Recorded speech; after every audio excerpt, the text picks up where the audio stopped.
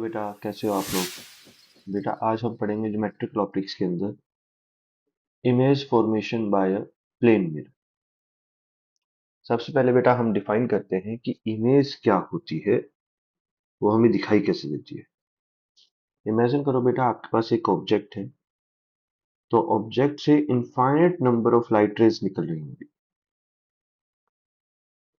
Object से कुछ light rays हमारी आंखों पे जाके गिरेंगी। वो लाइट रेज लेंस से गुजरने के बाद हमारी जो आंख की रेटिना है वहां पे जाके इकट्ठा होंगी और रेटिना पे एक इमेज बनेगी। अगर रेटिना पे सक्सेसफुल इमेज बन जाती है तो हमारी आंख इस ऑब्जेक्ट को देख पाएगी। लेकिन बेटा, एक केस के बारे में सोचिए जिसमें कि आंखों पर आके गिरने वाली लाइट रे ऑब्जेक्ट से डायरेक्ट ना आ रही हो, बल्कि रिफ्लेक्शन के बाद आ रही है। तब भी हमारे आंख को एक इमेज दिखाई देगी। यहाँ पर रेटिना पे एक इमेज बनेगी, लेकिन अब जो इमेज बनेगी वो ऑब्जेक्ट के लिए नहीं बनेगी। तो वो किसके लिए बनेगी बेटा? ऑब्जेक्ट की इमेज के लिए।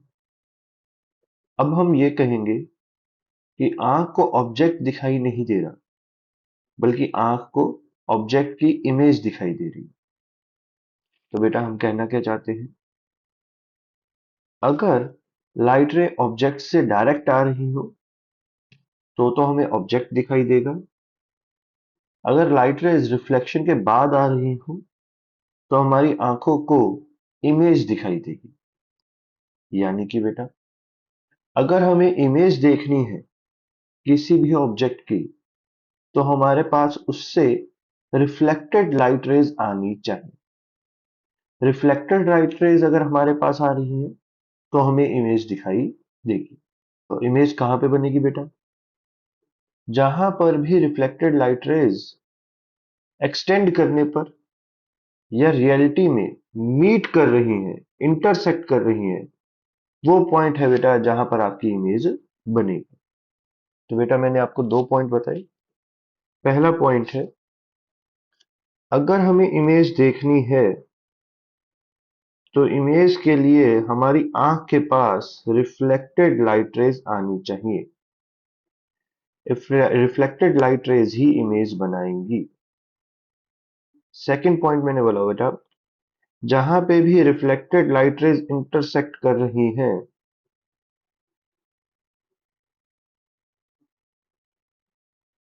वहां पर आपकी इमेज बनेगी। अब बेटा याद कीजिए, 10th क्लास में हमने दो चीजें पढ़ी थी। एक तो होता है रियल इमेज, एक होता है वर्चुअल इमेज। जहां पर रिफ्लेक्टेड लाइट रेज एक्चुअल में मीट कर रही हैं, इंटरसेक्ट कर रही हैं, वहां पे बनती है रियल इमेज। और जहां पर एक्सटेंड करने पर मीट कर रही है, वहां पे बनती है वर्चुअल इमेज। तो इस डायग्राम में आप सोच के देखिए बेटा, आपको रियल इमेज दिखाई दे रही है, ये इमेज रियल है या वर्चुअल? तो उसका आंसर है बेटा, यह है वर्चुअल इमेज, क्योंकि हमें लाइट रेज को एक्सटेंड करना पड़ रहा है। रिफ्लेक्टेड लाइट रेज को एक्सटेंड करना पड़ रहा है इमेज बनाने के लिए। ओके, अब वो आगे चीज सुनिए बेटा। किसी भी ऑब्जेक्ट से इनफाइनाइट लाइट रेज निकलती हैं, तो जो रिफ्लेक्टेड लाइट रेज होती है उनकी संख्या भी इनफाइनाइट होती है। हमें इनफाइनाइट लाइट रेज बनाने की जरूरत नहीं होती। हम कोई भी दो रिफ्लेक्टेड लाइट रेज का अगर यूज कर लें तो वो जहां पे इंटरसेक्ट करेंगी वहां पे हमारी इमेज बनेगी। अब बेटा नेक्स्ट टॉपिक पे चलते हैं। नेक्स्ट टॉपिक का नाम है लोकेशन ऑफ इमेज। हम यहाँ पर ढूंढना चाहते हैं कि इमेज की लोकेशन क्या है, इमेज कहाँ पे बनती है, लोकेशन ऑफ इमेज। अब देखो बेटा, सोल्व करते हैं इसे। मान लीजिए ये हमारा ऑब्जेक्ट है। मान लीजिए इसकी इमेज हमारे यहाँ सामने बन रही है। हमें ढूंढना है कि ये इमेज कहाँ पे बन रही है, इसकी लोकेशन क्या है। सबसे पहले ये देखिए बेटा, अगर ऑब्जेक्ट को अलग अलग जगह पे प्लेस करेंगे तो जो उससे बनने वाली इमेज है वो भी अलग अलग जगह पे बनेगी। हमें इमेज बनाने के लिए बस दो रिफ्लेक्टेड लाइट रेज चाहिए। अब ये दो रिफ्लेक्टेड लाइट रेज हम कोई भी ले सकते हैं। तो हमने बड़ी ही चालाकी से दो रिफ्लेक्टेड लाइट रेज ऐसी ली हैं जिनको सोल्व करना सबसे ज्यादा आसान है। जैसे कि बेटा, एक लाइट रे मैंने ले ली जो मिरर के परपेंडिकुलरली गिर रही है, तो उसकी रिफ्लेक्टेड लाइट रेज भी बेटा मिरर के क्या जा रही है, परपेंडिकुलर। और एक लाइट रे मैंने किसी भी रैंडम एंगल आई पे ले ली, जिसके लिए एंगल ऑफ इंसिडेंस क्या है आई, तो एंगल ऑफ रिफ्लेक्शन भी किसके बराबर होगा बेटा आई के बराबर। और ये दोनों लाइट रेज की जो रिफ्लेक्टेड लाइट रेज है वो जहां पे भी जाके मीट कर रही हैं वहां पे हमारी क्या बन रही है बेटा इमेज। अब ये हमें इमेज की लोकेशन निकालनी है। मान लीजिए ऑब्जेक्ट मिरर से डी डिस्टेंस आगे, तो हम by guess work by common sense ये कह सकते हैं कि हमारी इमेज भी जो होगी वो मिरर से डी डिस्टेंस पीछे ही बनेगी। यानी कि जितना आगे ऑब्जेक्ट रखा होगा इमेज मिरर के उतनी पीछे बनेगी। ये हमारी कॉमन सेंस है बेटा। ये लोकेशन ऑफ इमेज का सिंपल सा एक तरीका है बताने का कि मिरर से जितना आगे ऑब्जेक्ट होगा इमेज उतनी पीछे बनेगी। अब हम इसको थोड़ा सा प्रूव कर लेते हैं। हमें प्रूव करना आ जाएगा। बस प्रूव करने के लिए बेटा हमें कुछ प्रॉपर्टीज वगैरह का यूज करना पड़ेगा। प्रूव करने के लिए हम कॉन्ग्रुएंसी का यूज करते हैं। हम प्रूव करते हैं कि ये दो ट्रायंगल्स जो हमें दिख रही हैं ये दोनों आपस में कॉन्ग्रुएंट है। पहले और इन ट्रायंगल्स का नाम दे देते हैं ओ ए बी और इसका नाम देते हैं बेटा आई। हम इन दो ट्रायंगल्स की बात कर रहे हैं, triangle O A B and triangle I A B. अब हमें प्रूव करना है कि ये दोनों ट्रायंगल कॉन्ग्रुएंट है। बेटा कॉन्ग्रुएंस के लिए हमारे पास बहुत सारे रूल होते हैं, किसी एक रूल का यूज कर लेते हैं। अगर हम सबसे पहले देखें तो दोनों ट्रायंगल का जो एंगल ए है वो बराबर है। ऊपर वाली ट्रायंगल और नीचे वाली ट्रायंगल में दोनों एंगल क्या है बेटा 90 डिग्री। नेक्स्ट बेटा हम आगे चलते हैं। ये वाला एंगल है आई, तो ये वाला एंगल आई और ये वाला एंगल भी क्या होगा बेटा आई। यानी कि ट्रायंगल्स के एंगल ओ और एंगल आई भी आपस में बराबर है। क्यों बेटा? क्योंकि ये दोनों ट्रायंगल एंगल्स बराबर हैं। ये एंगल कैसे बराबर हैं? ये दोनों एंगल ये और ये हैं करस्पॉन्डिंग एंगल्स। ये वाला एंगल और ये वाला एंगल बेटा ये हैं अल्टरनेट इंटीरियर है। नेक्स्ट बेटा आगे चलते हैं। अगर हम देखें तो इन ट्रायंगल्स के अंदर जो लाइन ए बी है वो भी बराबर है क्योंकि वो कॉमन लाइन है। इस तरह से हम कह सकते हैं कि दो एंगल और एक लाइन बराबर कर दी तो यहाँ पे लगा देंगे ए ए एस रूल और कह सकते हैं दोनों ट्रायंगल्स क्या होंगे बेटा कॉन्ग्रुएंट। अगर दोनों ट्रायंगल्स कॉन्ग्रुएंट हैं तो इसकी हर एक साइड बराबर होगी, हर एक एंगल बराबर होगा। तो साइड ओ ए बराबर होगी ओ आई के, सॉरी ट्रायंगल साइड ओ ए बराबर होगी आई ए के। यानी कि दोनों की वैल्यू क्या होगी बेटा डी के बराबर।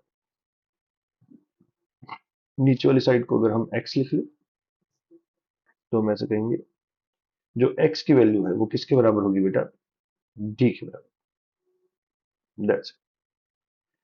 तो यहां से हम प्रूव कर सकते हैं कि जितनी आगे ऑब्जेक्ट रखी हुई उतना ही पीछे क्या बनेगी इमेज बनेगी। ओके। अब इस पे क्वेश्चन पूछे जाते हैं बेटा। क्वेश्चंस में आपको क्या पूछा जाता है? आपको ऑब्जेक्ट की लोकेशन दी जाती है और आपको इमेज की लोकेशन निकालने को बोला जाता है। जब भी ऐसा हो तो हमारे पास दो तरीके होते हैं क्वेश्चन सॉल्व करने के। ध्यान से देखना बेटा कैसे तरीके होते हैं। अगर आपको ऑब्जेक्ट देकर इमेज की लोकेशन पूछी जा रही है तो हम इस तरह से काम करते हैं। हम ऑब्जेक्ट से एक परपेंडिकुलर मिरर पे डालते हैं। लेट्स से इस परपेंडिकुलर की लेंथ क्या है डी। फिर हम उस परपेंडिकुलर को आगे एक्सटेंड कर देते हैं और जितना डिस्टेंस परपेंडिकुलर का पहले था उतना ही डिस्टेंस हम परपेंडिकुलर को और आगे एक्सटेंड कर देते हैं। तो इस परपेंडिकुलर के एंड पर हमारी क्या होती है बेटा इमेज। फिर से सुनना बेटा। हम ऑब्जेक्ट से एक परपेंडिकुलर डालते हैं मिरर पे, परपेंडिकुलर को एक्सटेंड कर देते हैं सेम अमाउंट से, उसकी लेंथ सेम रखते हैं और परपेंडिकुलर के एंड पे हमें क्या मिलती है बेटा इमेज। ये है आपका first method to solve question. Second method, अगर आपको इसी तरह का क्वेश्चन दिया जाए कि ऑब्जेक्ट की लोकेशन दे दी इमेज की लोकेशन पूछी जा रही है तो हम मिरर से कोई भी एक पॉइंट ले लेते हैं। लेट्स से मिरर पे हमने पी पॉइंट ले लिया और हम एंगल निकाल लेते हैं और डिस्टेंस निकाल लेते हैं कि पी पॉइंट से मिरर से ऑब्जेक्ट इतने एंगल और इतने डिस्टेंस पे रखा हुआ है। फिर उसकी इमेज बना देते हैं। जो ये लाइन आई बेटा, लेट्स से ये ओपी लाइन आई, इस ओपी लाइन का एंगल निकाल लिया और इसकी डिस्टेंस निकाल ली। अब इस लाइन की इमेज बना देते हैं बेटा मिरर में। जितना थीटा एंगल ऊपर है उतने ही थीटा एंगल नीचे मिरर के अंदर एक लाइन खींच लेते हैं और जितनी डिस्टेंस लाइन की ऊपर है उतनी डिस्टेंस नीचे जाके बेटा हम इस तरह से एक पॉइंट बना देते हैं, वो पॉइंट हमारा क्या होता है, इमेज। यानी कि ऑब्जेक्ट से अगर इमेज निकालनी है तो उसके दो तरीके हैं बेटा। पहला तरीका है मिरर पे परपेंडिकुलर डालो और उसको एक्सटेंड कर दो। दूसरा तरीका है बेटा मिरर से कोई एक पॉइंट ढूंढ लो, वहां से जिस एंगल पर जितनी दूरी पे ऑब्जेक्ट रखा हुआ है उसका उल्टा कर दो, नीचे ले आओ, मिरर के अंदर ले आओ, उतनी एंगल पर उतनी दूरी पे क्या रखी होगी बेटा, इमेज रखी होगी। चलिए अब इस तरीके का यूज करते हैं हमारे क्वेश्चन सॉल्व करने के लिए। सबसे पहले ये वाला क्वेश्चन है बेटा, इसको हमें सोल्व करना है। ध्यान से देखें, इसमें हमें कहा गया है कि मिरर से 4 मीटर की दूरी पर एक ऑब्जेक्ट रखा गया है। ध्यान से देखिए बेटा, ये मिरर दिया गया है हमें, लेट्स से मिरर का नाम है ए बी। तो आपसे पूछा जा रहा है find the coordinates of image.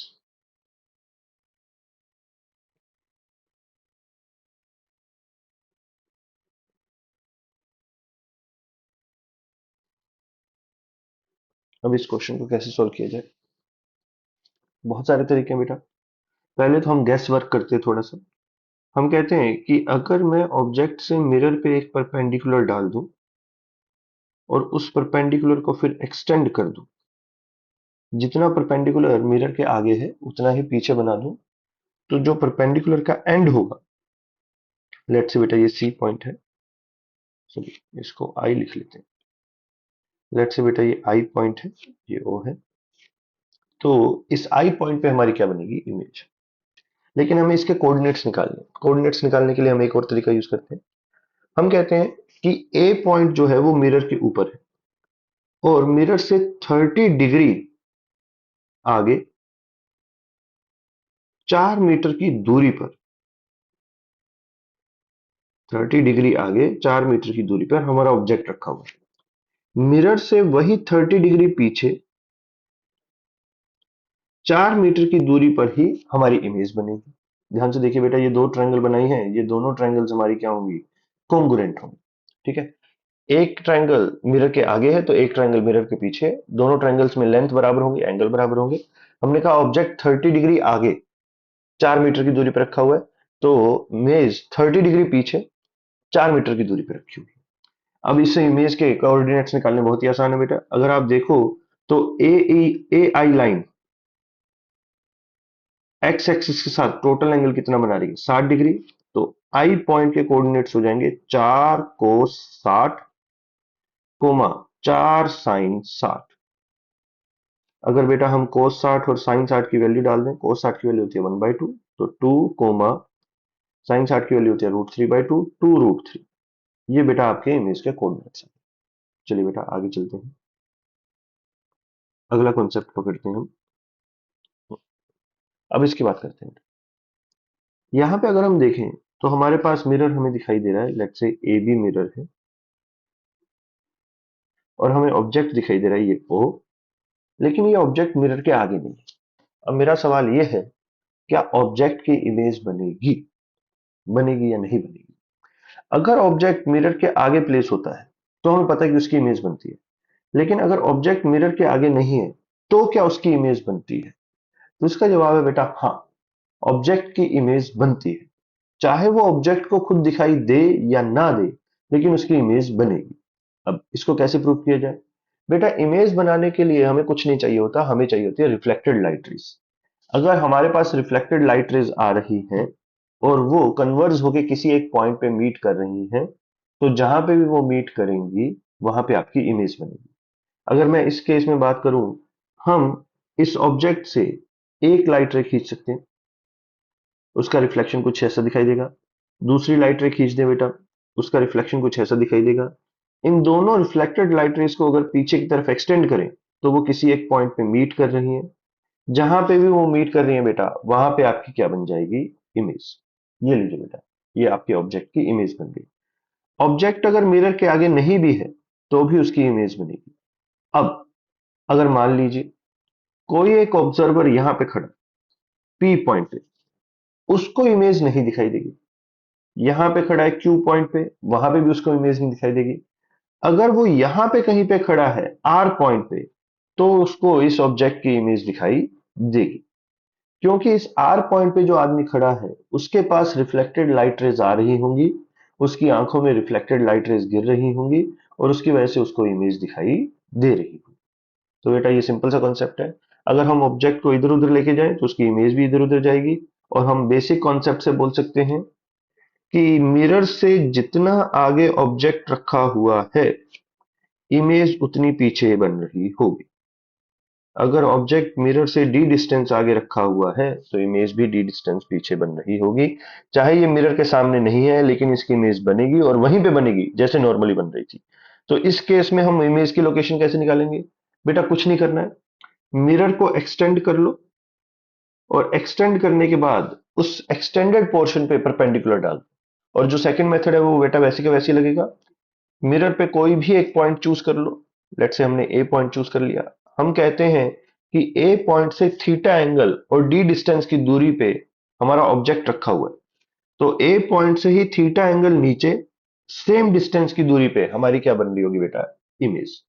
चलिए इस टॉपिक का यूज करके, इस कॉन्सेप्ट का यूज करके हम अपना क्वेश्चन देखते हैं।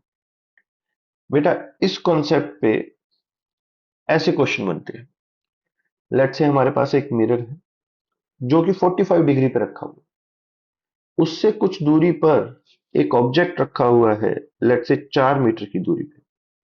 आपसे पूछा जा रहा है कि बताओ इसकी इमेज बन रही होगी या नहीं बन रही होगी, और इमेज कहाँ पे बन रही होगी। अब हम कहते हैं कि कोई भी ऑब्जेक्ट मिरर के सामने कहीं पे भी प्लेस्ड हो उसकी इमेज बनेगी ही बनेगी। उस इमेज की लोकेशन अगर निकालनी है तो आपको ज्यादा कुछ नहीं करना। आप मिरर को एक्सटेंड करो बेटा।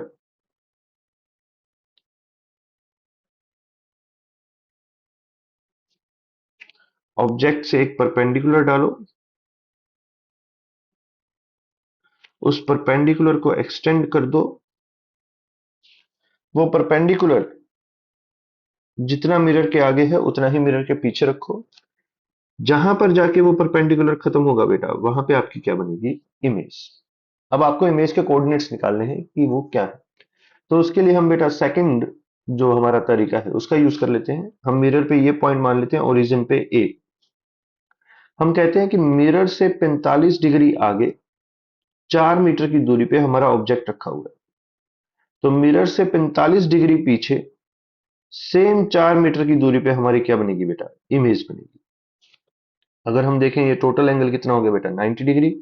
तो ये वाली जो लाइन है रिफ्लेक्टेड लाइट रे, सॉरी, मिरर के पीछे बनने वाली जो लाइन है वो एक्चुअल में वाई एक्सिस पे आएगी। और इस इमेज के जो कोऑर्डिनेट्स होंगे वो एक्स कोऑर्डिनेट होगा 0, वाई कोऑर्डिनेट हो जाएगा बेटा -4। तो ये है बेटा हमारी इमेज की लोकेशन। आज के इस वीडियो में बेटा इतना ही। नेक्स्ट वीडियो के अंदर हम डिस्कस करेंगे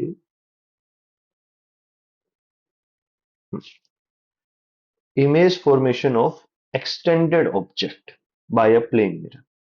तब तक के लिए बेटा थैंक यू। जय बालाजी।